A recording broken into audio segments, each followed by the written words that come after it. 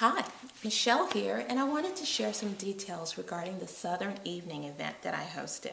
I enjoyed hosting this event. It was a lot of fun, and my guests had a blast. And from this event, I have 5 tips that I'd like to share that can help your next event be successful as well. Tip number 1, set the tone with the invitation. Whether printed, digital, or handwritten, an invitation is an opportunity to set the tone for the event, build anticipation, and make guests feel special, because everyone likes getting an invitation. When creating yours, consider the goal and theme of the event when choosing the format, the words, and the graphics. For my Southern Evening event, I designed a snazzy invitation, but you know what? I opted instead to use handwritten notes. Why? Well, I live in a newly constructed subdivision, and I wanted to host this event as an opportunity for some of the ladies to get together and get to know each other better. I didn't want anyone to be even slightly anxious about what to expect, which was a concern since we really don't know each other. We're all new neighbors. Although less formal, the handwritten invitation was more personable and more hospitable.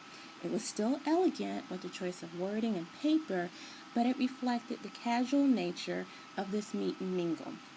Thus, I went with the handwritten notes instead. Tip number 2, take advantage of an event theme.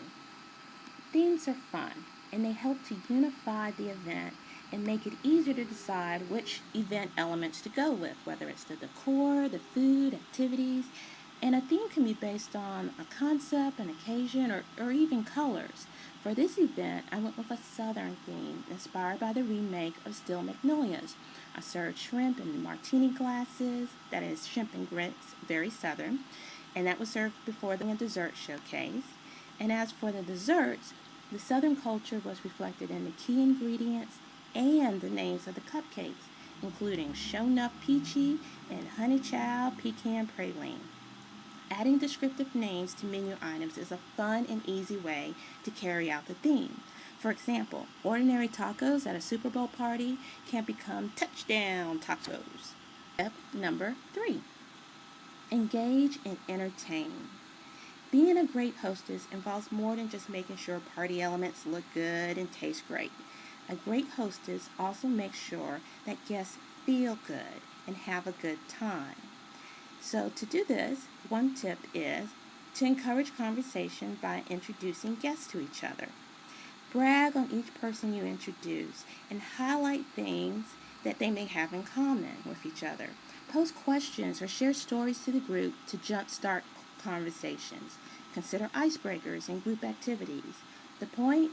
Help folks feel good and have a good time. Tip number 4. Sweat the small stuff. An attention to details helps to make an event fabulous.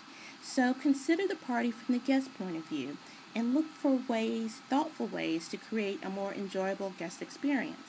Now these can be small, practical things like turning on the porch light or having ice water available. Or maybe it's you find ways to be consistent with your theme from beginning to end. Either way, look for ways to enhance the experience. It's those attention to details that really can make a difference. Hostess tip number 5. 4 was sweat the small stuff. 5, don't sweat the small stuff. Hosting events for friends and family should be an enjoyable experience for the hostess as well as the guests. While focusing on event details, try to avoid stressing about them. If you don't have the time or resources to fulfill all the details you wanted, just let it go. And if things don't quite work out the way you intended, well, your guests probably won't even notice. And if they do, well, just make it work. Instead, focus on enjoying each other's company.